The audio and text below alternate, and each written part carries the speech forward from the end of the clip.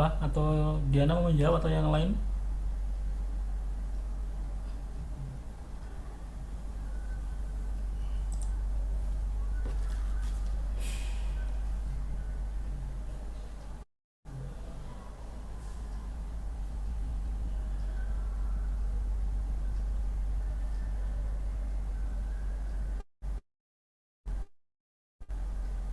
Observasi CRT. Observasi CRT. Kenapa alasannya? Karena kakinya tampak bengkak. Oke, kakinya tampak bengkak. Oke. Ada yang punya jawaban lain selain jawaban pilihan jawaban A atau sepakat dengan jawaban A?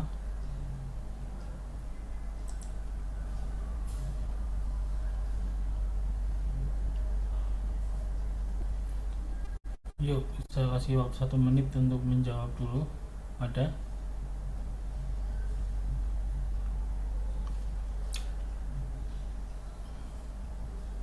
Bisa jadi juga mungkin Pak, kolaborasi pemberian analgesik karena skalanya 7.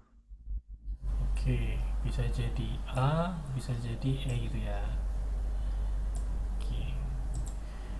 Nah, oke, di dalam kita menjawab ya terkait dengan soal-soal uji kompetensi, biasanya kita juga harus merujuk pada keyword ya atau kata kunci yang ada pada soal. Ya biasanya penulis itu akan memunculkan sebuah kata kunci yang nanti itu bisa menjadi sebuah petunjuk jawaban dari apa yang nanti mau dijawab ya. Ini pertanyaan terkait dengan implementasi ya, terkait dengan tindakan. Nah, di sini kasusnya pasien mengalami fraktur ya, kemudian nih pasien mengeluh nyeri di kaki kanannya. Nah, ini berarti yang menjadi keluhan utama pada kondisi pasien ini adalah nyeri di kaki kanan ya. Hasil pengajian kalau kita membongkar ini nyerinya ditunjang dengan skala 7, yang berarti ini skalanya ringan, sedang, berat. Berat ya, kalau dari skala 7 sampai 9 itu bisa dikatakan berat ya. Gelisah ini juga menunjang nyeri karena nyerinya terasa nyeri berat sehingga gelisah ya, terpasang traksi, kemudian tambah lemas, sering teriak-teriak ya. Tadi jawaban dari Diana ada kemungkinan di observasi CRT ataupun kolaborasi pemberian analitik ya. Kita coba bedah ya. Untuk melakukan masas ya, ini saya rasa nggak tepat ya, kurang rasional kalau misalkan dilakukan masas apalagi dalam kondisi nyeri. Observasi kekuatan otot itu juga bukan bagian terkait dengan tindakan yang harus dilakukan pada kasus ini. Kemudian nafas dalam itu memang nyeri, tetapi skala 7 dengan kondisi yang seperti itu nggak bisa diatasi dengan nafas dalam. Nah, apakah CRT atau analgesik? Ya, dilihat dari keluhan utamanya, ya ini jawabannya kenapa kok ada yang bocor nih? Kenapa kok tidak di observasi CRT Pak? Padahal di situ pasien terpasang traksi. Takutnya traksinya ini yang membuat kondisi nyerinya itu. Ya, nah sekarang kita harus mengamati gini. Ketika pasien dalam kondisi nyeri yang sangat hebat, kalau misalkan kita mau observasi, justru kita akan kesusahan. Ya pasiennya juga mengalami kondisi yang gelisah. Ya jadi tindakan yang pertama ya kita harus lakukan kolaborasi pemberian analgetik dulu. Ketika nyerinya sudah mulai diminumkan, kemudian ada efek terkait dengan nyeri iko berkurang, kita melakukan terkait dengan observasi CRT untuk memastikan. Bisa dipahami, clear, atau ada yang menyampaikan Bisa pendapatnya? dipahami, Pak. Bisa ya. Oke, terima kasih Diana. Lanjut. Nih, kalau bisa digeser lah ini. Oke, soal nomor 2 silahkan Nurul Alfiani, ada nggak?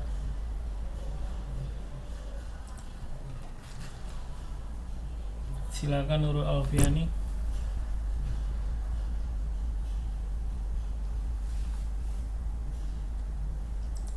Halo.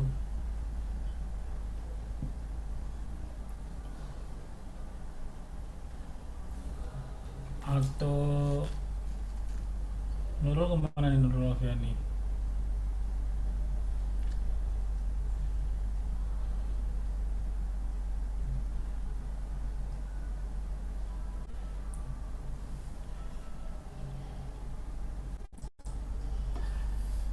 Atau Maulida?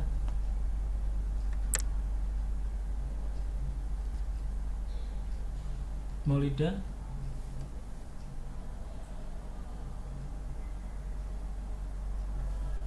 Halo. Nggak ada lagi. Rafiko?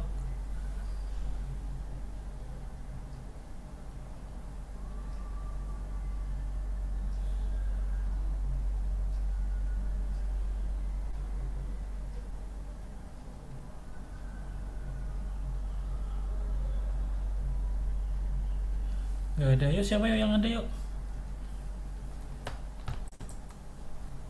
Izin, Ya. Pak. Seorang perempuan 44 tahun dirawat di ruang penyakit dalam mengeluh lemah hasil pengkajian edema plus 3 dan shifting dullness pada abdomen, mual, tekanan darah 100 per 60, frekuensi nadi 110 kali per menit, nafas 24 kali per menit, suhu 36 derajat Celcius, kalium 7,3, dan albumin 1,5. Apakah intervensi prioritas pada pasien memonitoring intake dan output output cairan? Memonitoring intake dan output cairan. Oke. Oke. Jawaban dari Putri Kristia ya, B. Ada yang sepakat atau yang tidak sepakat?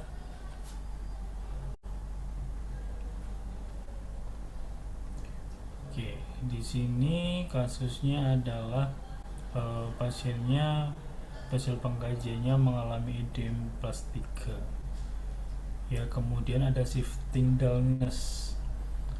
Apa itu terkait dengan shifting dullness? Itu terkait dengan bagaimana pemeriksaan fisik ya dengan cara perkusi ketika memang perkusi dan palpasi ya, ketika shifting dullness itu kondisi dimana abdomen itu ketika kita mungkin pegang terkait dengan cairannya itu dia akan bergeser gitu sesuai dengan arah gravitasi ya, berarti itu menunjukkan adanya udem pada abdomen ya, kemudian mual, tekanan darah 100 per 60, kemudian nadi 110 kali per menit, nafasnya 24, suhu 37, ada kalium 7,3 dan albumin ya. Ini sebagai data penunjang terkait dengan adanya masalah hipervolemia.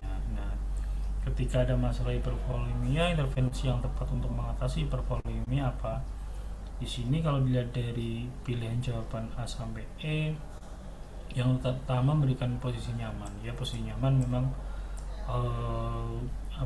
terkait dengan kasus ini karena hipervolemia jadi nggak kurang tepat ya.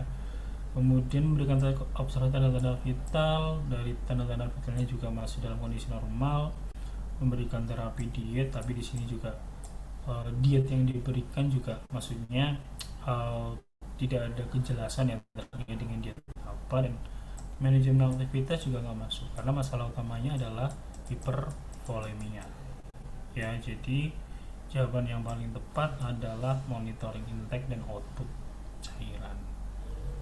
Oke, terima kasih Putri dan tadi yang di chat di sini ya. Oke, lanjut yang soal nomor 3.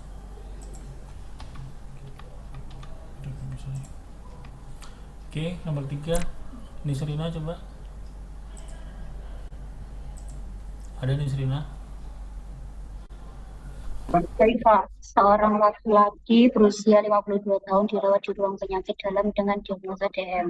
Hasil pengkajian mudah lelah, aktivitas dibantu orang lain, sering merasa haus, BB turun, kulit garing, tekanan darah 120 per 80, frekuensi nadi 80 kali per menit. Dan hasil laboratorium gula darah sewaktu 578. Apakah masalah keperawatan utama pada kasus tersebut? Ketidakstabilan kadar glukosa darah. Ketidakstabilan kadar glukosa darah. Oke. Alasannya kenapa nih Serina? Karena di situ pasien itu mudah lelah, kemudian sering merasa haus, kulit hasil laboratorium GDS-nya juga 578, Pak. Oke.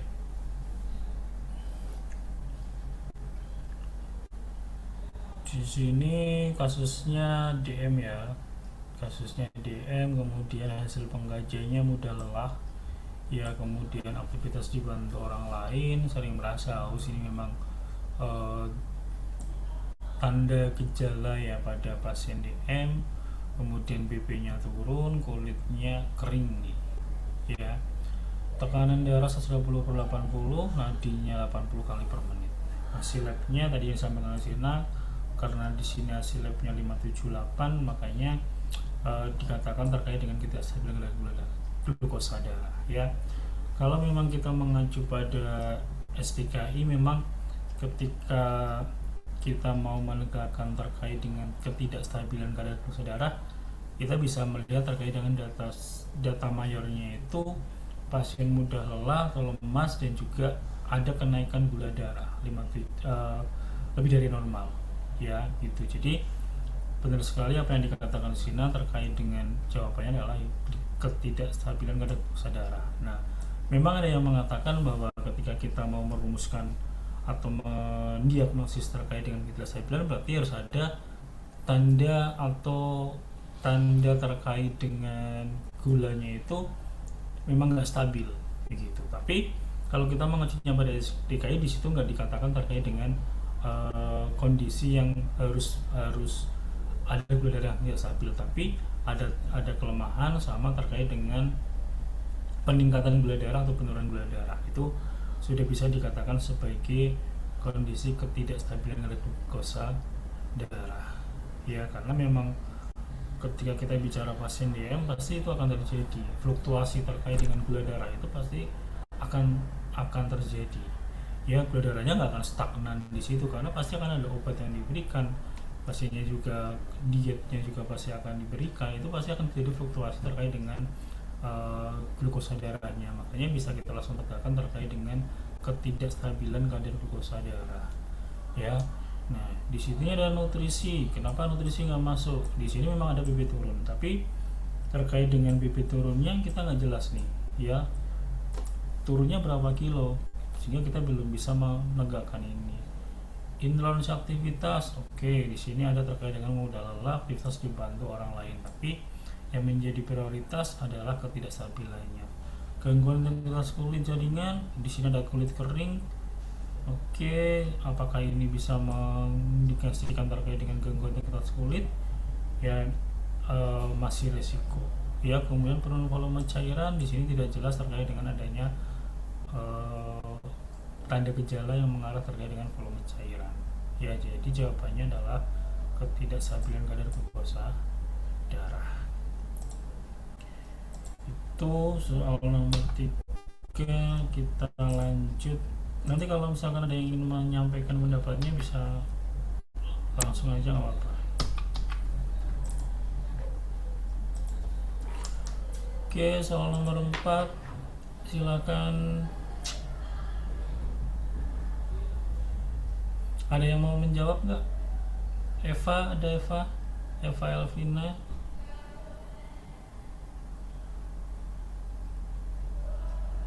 Maizao,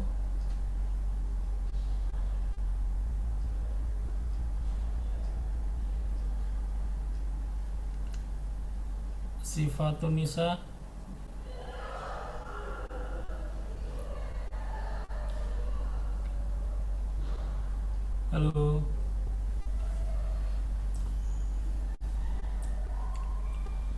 Atau siapa yang siap lagi? Baca dulu soalnya.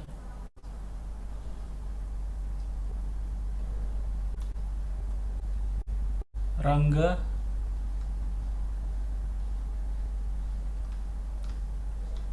Titin Mariati,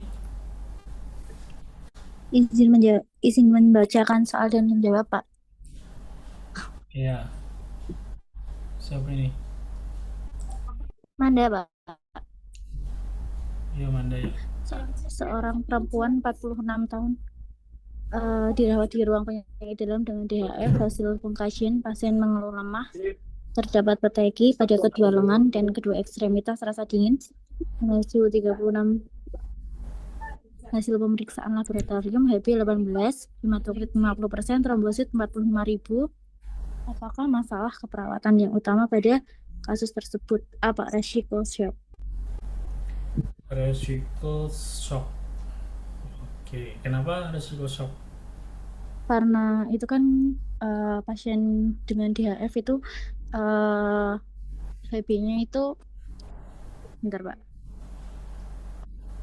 itu ekstremitasnya dingin, terus hasil pemeriksaan labnya HB-nya 18, terus trombositnya rendah, terus kalau trombositnya rendah kan menunjukkan resiko perdarahan, terus kalau kondisi lebih gawat itu bisa terjadi shock, Pak. Oke, kalau menurut Manda ini pasiennya sudah mengalami perdarahan belum? Gimana, Pak? Kalau menurut Manda pasiennya sudah mengalami perdarahan belum ini?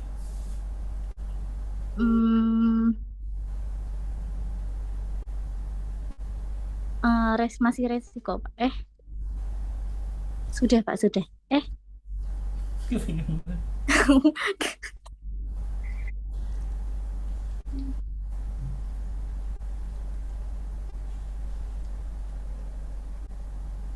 Jadi jawabannya apa tadi? Pak. Resiko shock ya. Oke.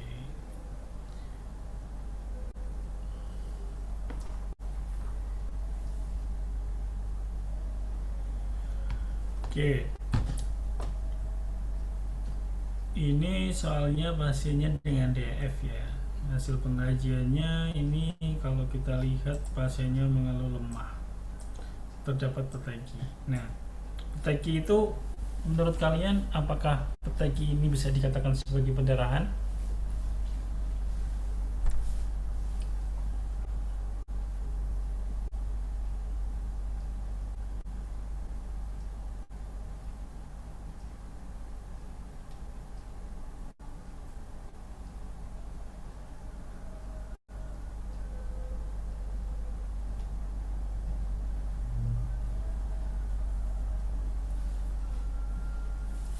Halo.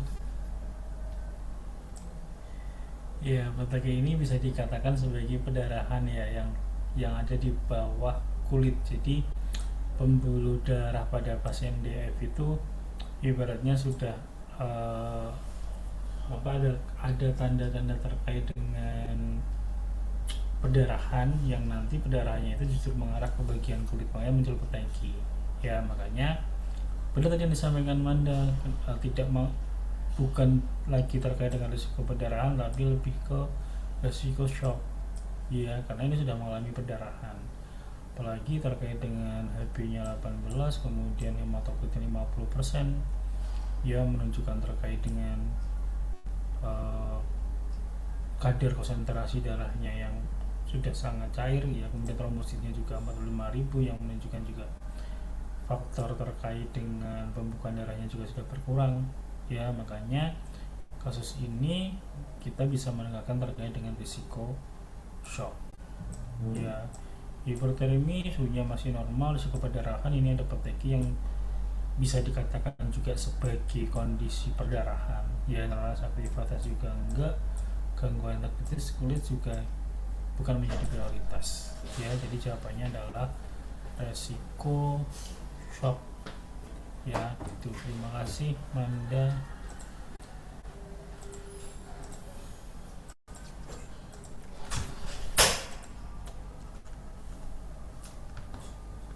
Oke, soal nomor 5 siapa yang mau baca?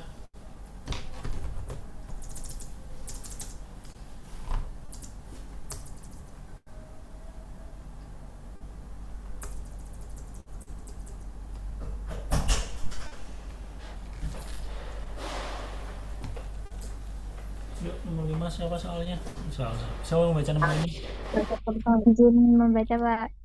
Yo, Seorang Seorang laki-laki 46 tahun dirawat di ruang penyakit dalam dengan riwayat penyakit TB paru.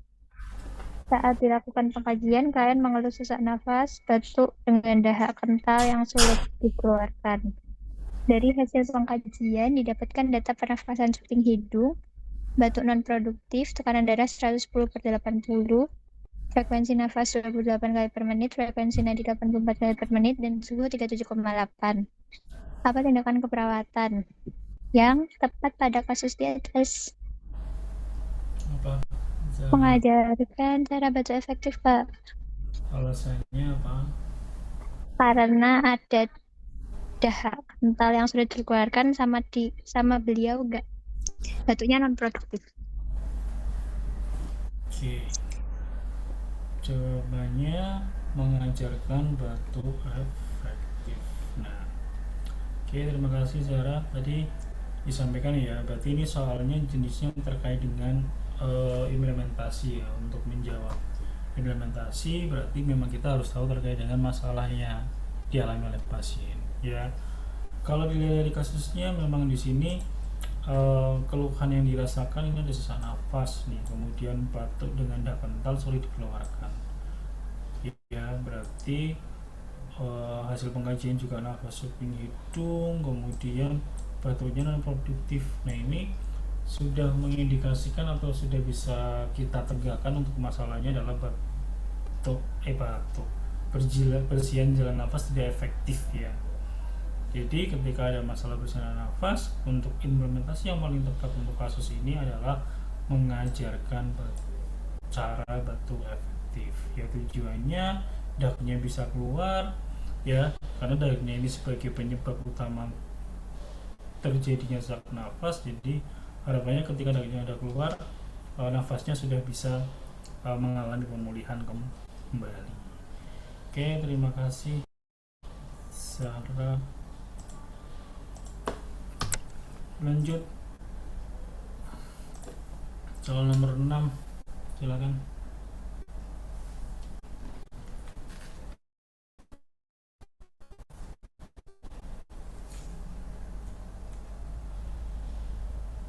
Siapa yang mau menjawab soalnya?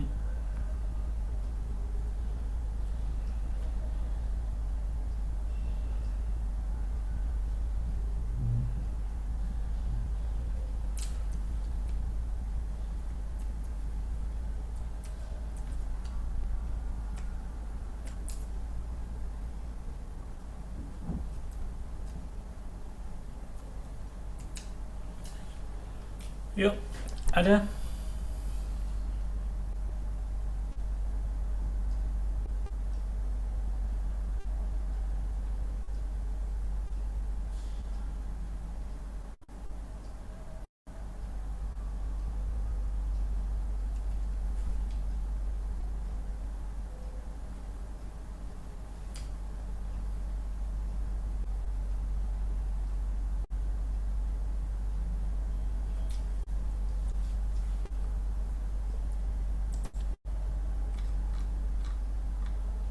Sarah, ada nggak? Sarah,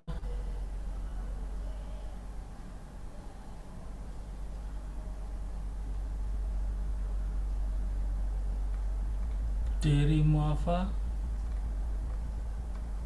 Sarizal,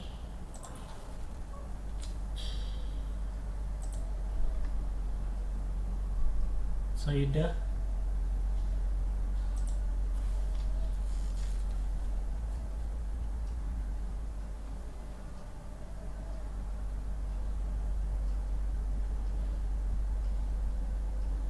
B, Pak. oke, silakan dibaca soalnya. Seorang laki-laki 37 tahun dirawat di ruang penyakit dalam dengan diagnosa medis tumor otak. Hasil pengkajian, klien mengeluh nyeri kepala, tidak dapat menarik turunkan alis, tidak merasakan rasa asam, manis, dan pahit di lidah bagian depan. Bicara tidak jelas atau disatria, serta kesadaran somnolen dengan GCS E3, T4, M5. Dimanakah kelompokan saraf linear yang terjadi pada pasien? B. 7 dan A. 7 dan 12. Kenapa 7 dan 16? 7 itu saraf apa?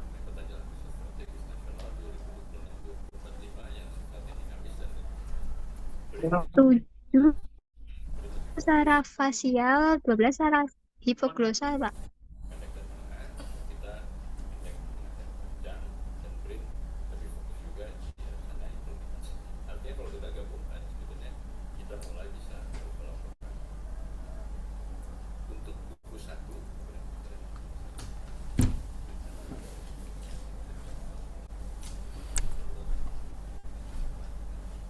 Apa tadi? 7 dan 7 dan 12 atau 7 dan 9?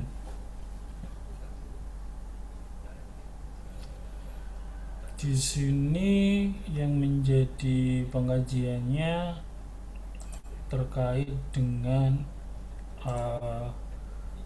nih, pasiennya itu mengeluh nyeri kepala, kemudian tidak dapat menaik turunkan alis, ya, tidak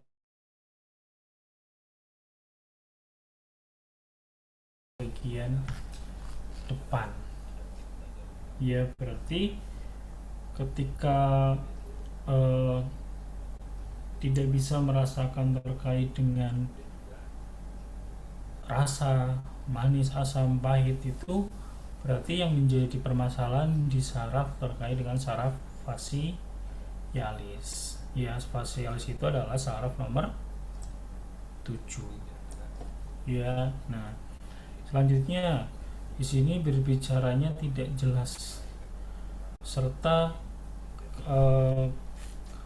kesadarannya somnolen, ya. Nah, berarti ini saraf yang mana sih yang terkait dengan bicara tidak jelas kemudian saraf somnolen? Jadi jawabannya kalau kita lihat dari pilihannya ya antara A dengan B.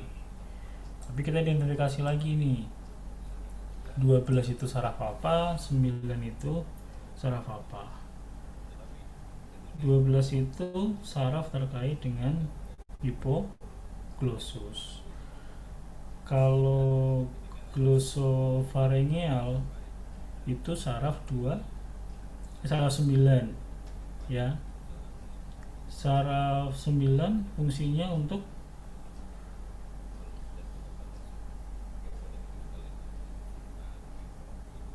rasa pengecapan, juga menelan juga. Kalau terkait dengan saraf 12 terkait dengan hipoglosus itu terkait dengan otot di lidah,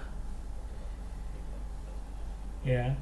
Nah, sekarang kalau kita sudah tahu fungsinya terkait dengan saraf 12 dan 9, kalau dilihat dari kasus yang tepat apa?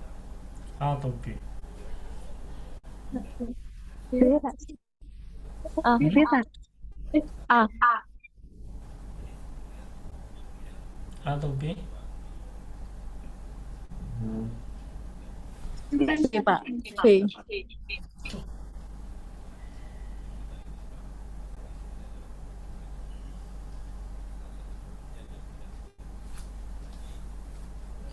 B ya, 9 ya. Kalau 12 itu biasanya cara pengecekannya dia kan terkait dengan lidah ya. 12 itu biasanya pengecekannya itu pasiennya disuruh untuk apa, menggerakkan lidahnya sebenarnya itu, ya.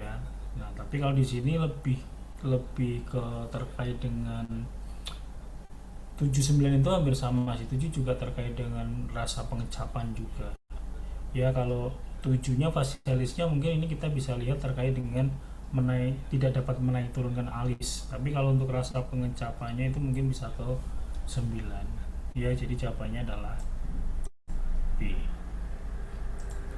Oke, terima kasih. Selanjutnya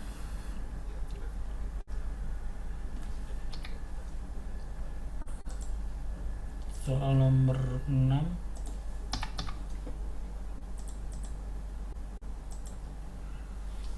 Soal nomor 7. Jadi ini soal terkait dengan etik.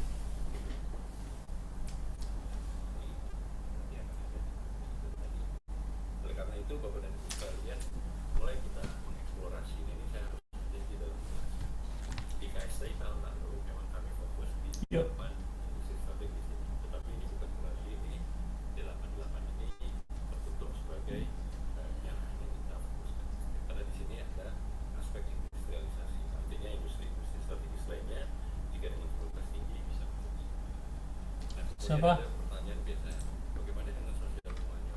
Yang laki-laki nggak kelihatan nih. Rizal udah nggak?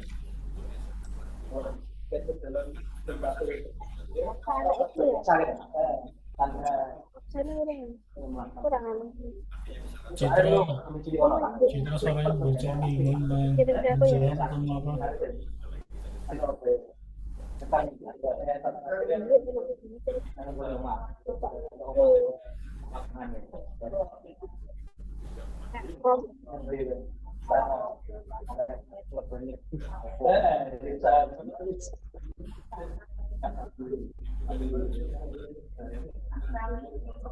Tak, screenshot sih. Yuk, siapa yang mau menjawab?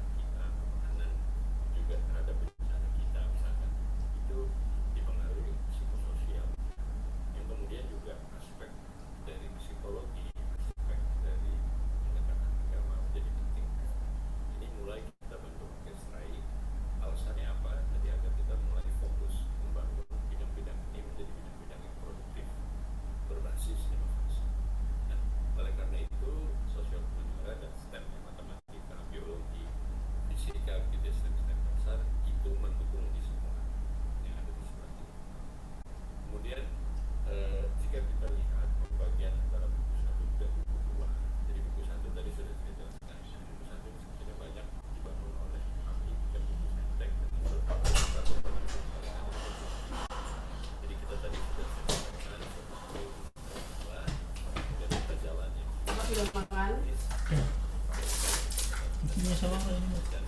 Punya belum? Belum. Kalau kata taruh kunci. Soalnya gue tadi buat sangu.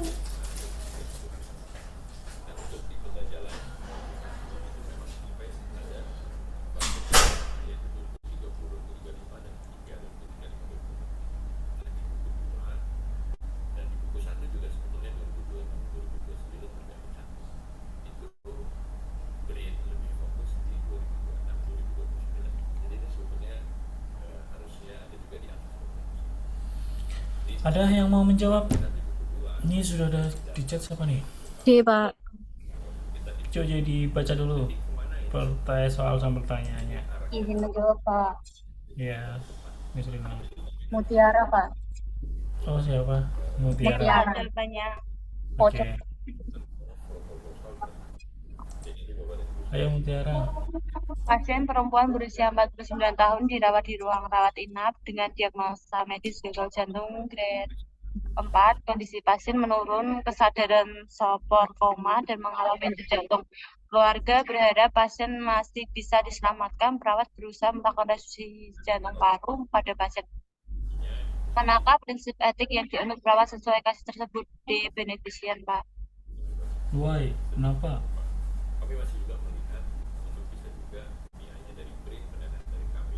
Kenapa beneficient?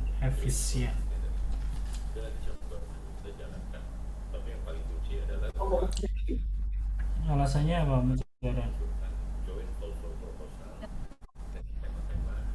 Karena beneficient kan artinya berbuat baik ya Pak ya. Keluarga berharap pasien masih bisa, perawat berusaha melakukan resusitasi jantung paru pada pasien. Oke, berarti tadi yang dipilih adalah beneficient, berbuat baik. Oke. Kalau justice artinya apa? Justice adil Pak. Tuh, keadilan ya. Kalau fidelity, Kejujuran. fidelity Iya, benar jujur. Jujur.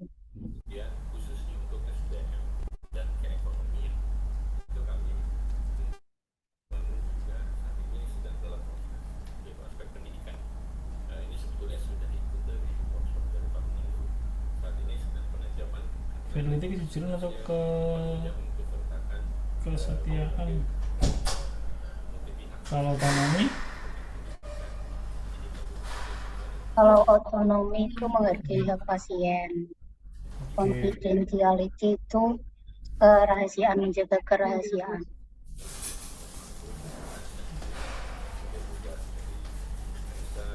Fidelity itu tadi bukan kejujuran ya, lebih ke apa, menepati janji gitu ya. Nah, kalau dilihat dari kasus, memang di sini dalam kondisi pasien yang mengalami henti jantung ya, perawat masih berusaha untuk melakukan resusitasi jantung paru ya, untuk memberikan hasil yang maksimal ya. Sehingga prinsip yang paling tepat dari pilihan A sampai E itu adalah benar sekali tadi adalah beneficient. Oke, terima kasih Mutiara. Ini yang kelihatan aktif cuma beberapa orang aja nih. Yang laki-laki mana nih? Nggak ada suaranya laki-laki.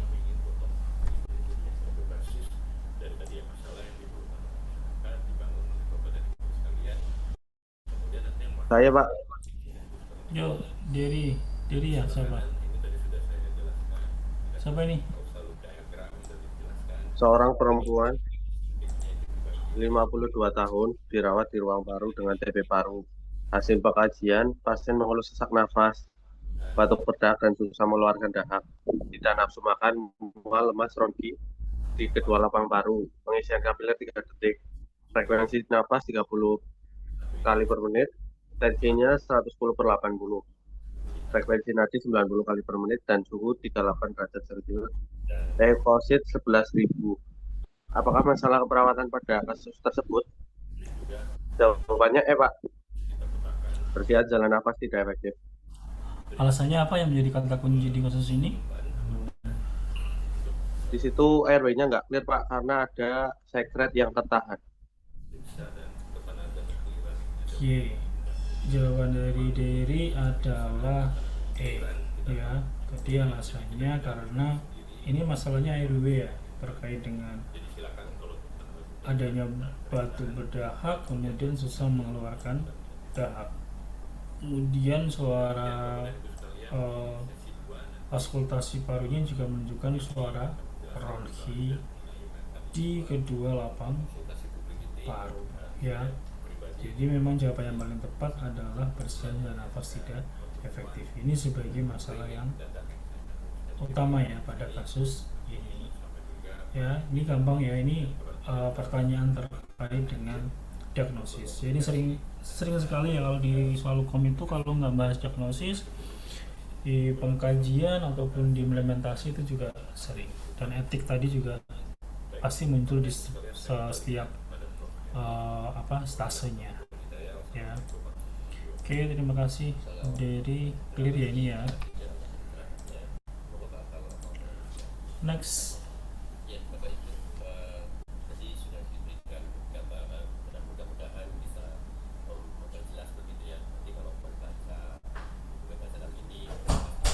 Yuk, nomor 9.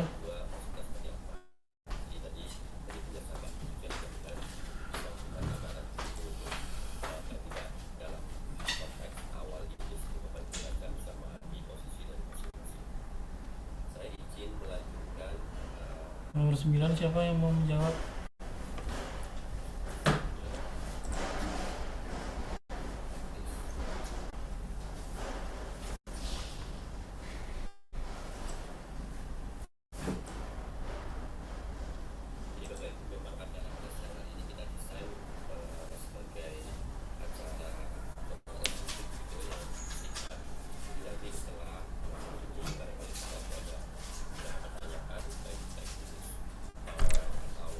Yuk, ini gampang nih.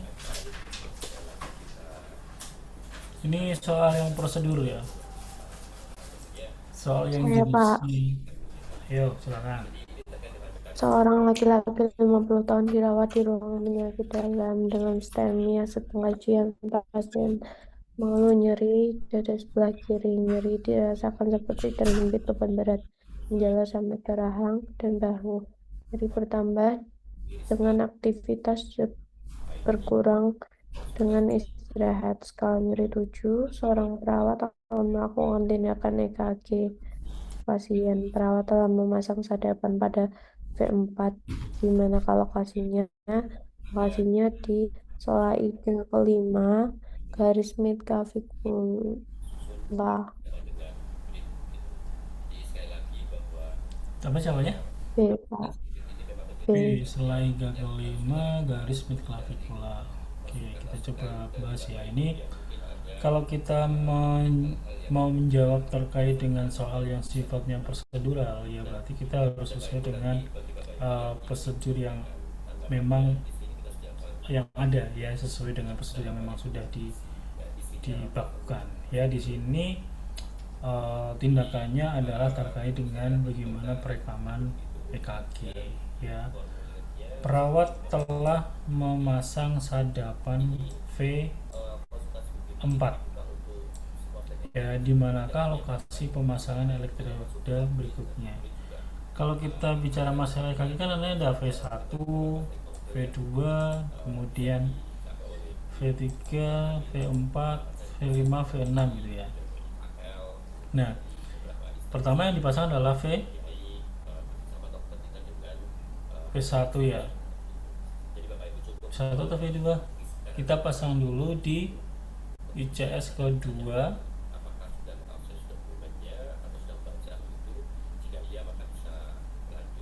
Masih ingat nggak pemasangan EKG?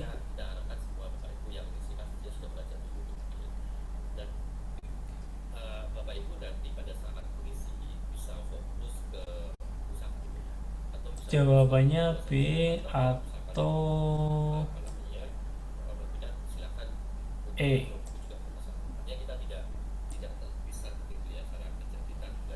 Coba di apa namanya dilihat lagi. Jawabannya B atau E. Coba diingat-ingat bagaimana prosedur pemasangan EKG. Setelah kita masang V4, apakah kita langsung memasang V5?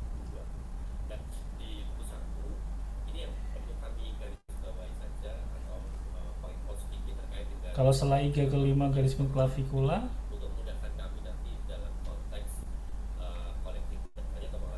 atau antara V2 dan V4? E, Pak. E atau B? E. Ya, jawabannya E.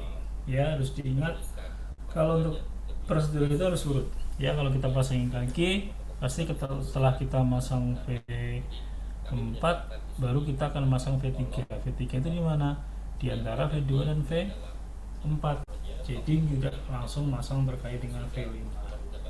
Ya, nanti dilihat lagi terkait dengan prosedur pemasangan EKG.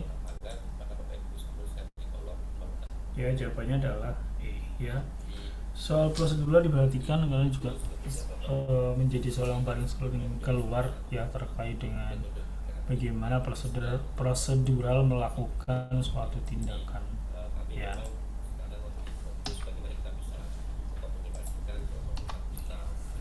Yuk, nomor 10. Kayak sama kayak tadi. Ini aja, nomor 11 yuk.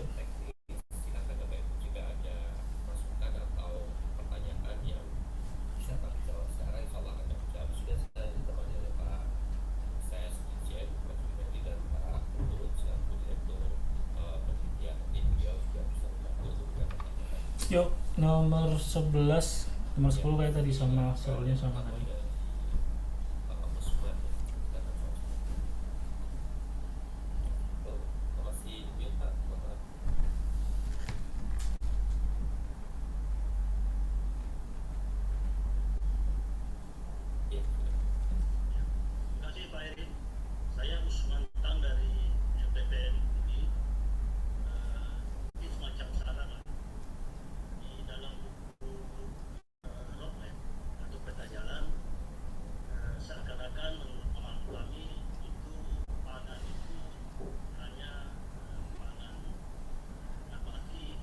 Ada yang mau membaca soal dan menjawabnya?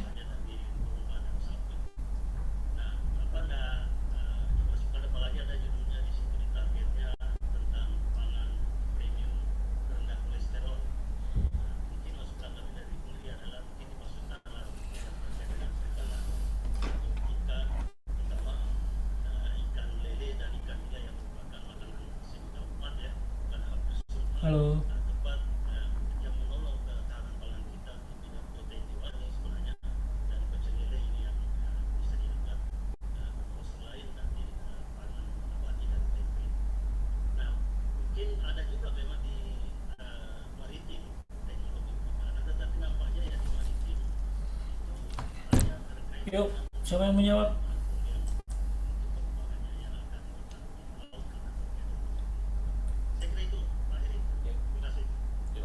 Uswatun ada nggak? Atau Triokta?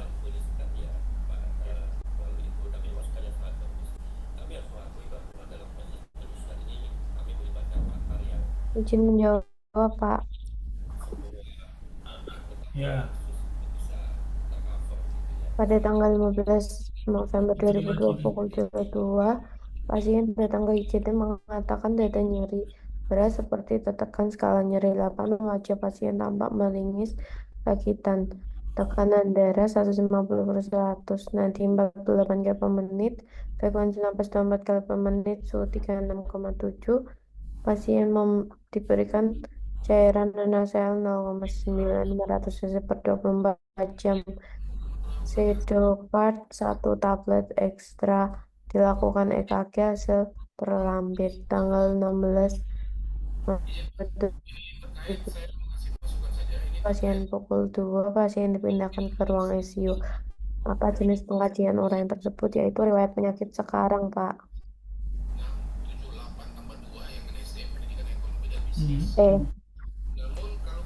Riwayat penyakit sekarang. Ya, kalau ini jenis soal yang terkait dengan pengkajian ya. Kalau kita lihat dari narasi di kasus ini adalah pengkajian atau yang sering kita dokumentasikan di dalam RPS ya, atau riwayat penyakit sekarang. Ya, tadi yang disampaikan Putri betul ya, jawabannya adalah riwayat penyakit sekarang. Oke, clear ya.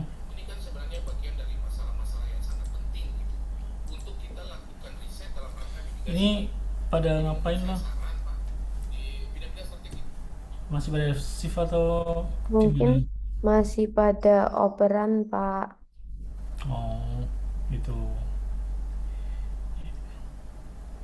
Karena cuma beberapa mahasiswa aja nih yang menyampaikan terkait dengan partisipasinya ya. Oke. Sebenarnya masih ada 5 soal lagi kalau nggak salah ya, tapi nanti semoga ada ada pembekalan secara offline ya, nanti soal yang terkait dengan 12 selanjutnya nanti akan saya bahas di saat kita offline aja ya, supaya